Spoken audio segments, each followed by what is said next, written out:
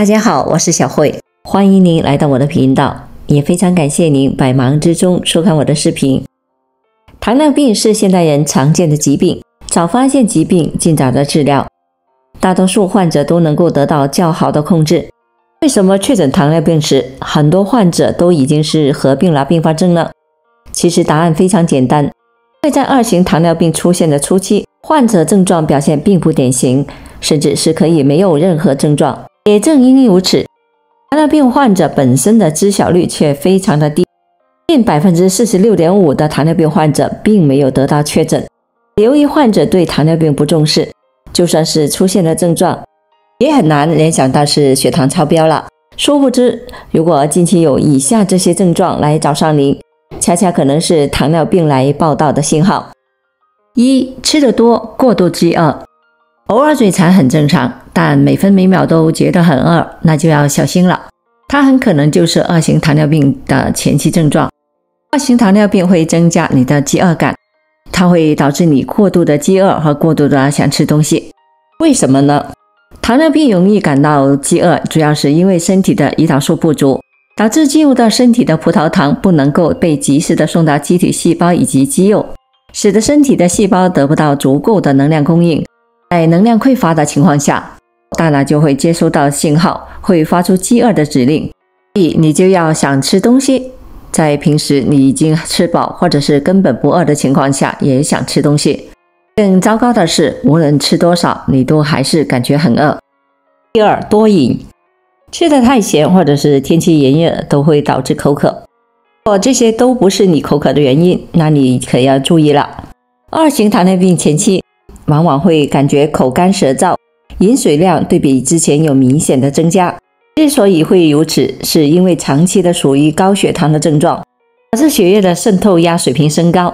当血液的渗透压水平升高的时候，就会刺激人体大脑的可觉中枢，从而出现口渴口干的症状。口渴主要是为了刺激患者多饮水，避免渗透压过高，造成一系列的伤害。三、多尿，所以会产生多尿的症状，是由于二型糖尿病患者的血浆葡萄糖水平往往高于正常人。正常人的血浆葡萄糖经过肾脏的时候，会被肾小管全部的重吸收入血，尿液中不会出现葡萄糖。但糖尿病患者原尿中的葡萄糖水平过高，超过了机体所能吸收的葡萄糖的阀值，经过肾小管时不能够全部的被重吸收。由于尿液中的葡萄糖的含量增加，尿液的渗透压也会增加，会有更多的水分随葡萄糖排出，因此就会出现多尿的症状。尿液排出增多时，机体内的血浆渗透压会升高，从而会促进人体主动的饮水，而饮水量增加又意味着小便次数的增加，最终两者形成了恶性循环。第四，体重减轻，除非你刻意节食多运动，否则体重是不会无缘无故下降的。如果你的体重莫名其妙的下降，请不要高兴得太早，它可能是二型糖尿病的前期症状。二型糖尿病是伴随高血糖的疾病，它会导致细胞无法获取足够的能量，在能量不足的情况下，身体会透过燃烧脂肪来取得能量，导致体重自动下降。正如前面所提到的，二型糖尿病也会导致尿液出现高浓度的葡萄糖，频繁排尿也会导致身体流失大量的糖分，这也是体重莫名下降的原因。第六，经常觉得很累，疲劳是很正常的身体反应，生活中的大小事都能令人疲劳，只要有足够的休息，你的体力可能会慢慢的恢复过来。如果你整天都觉得很疲累，休息后也无法缓解，那么你就要注意了，它可能是二型糖尿病的前期症状。疲劳是二型糖尿病的常见的前期症状，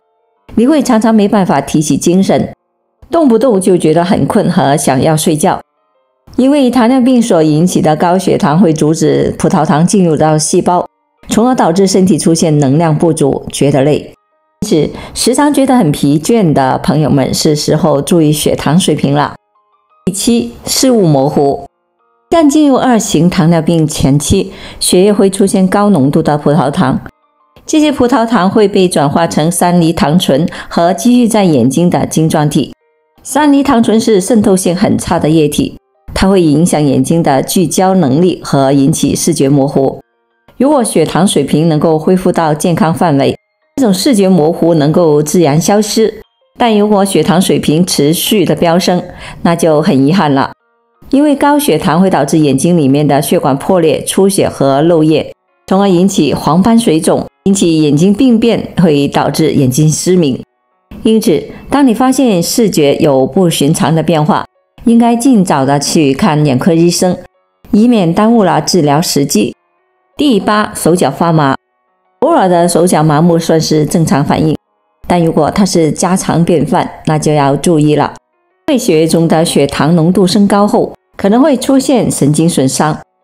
多达 50% 的糖尿病患者都会面对神经病变，它是2型糖尿病的常见症状。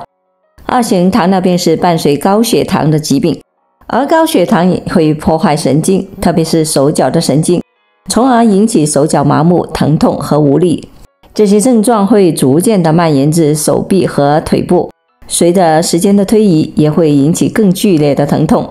周围神经病变是2型糖尿病所导致的并发症，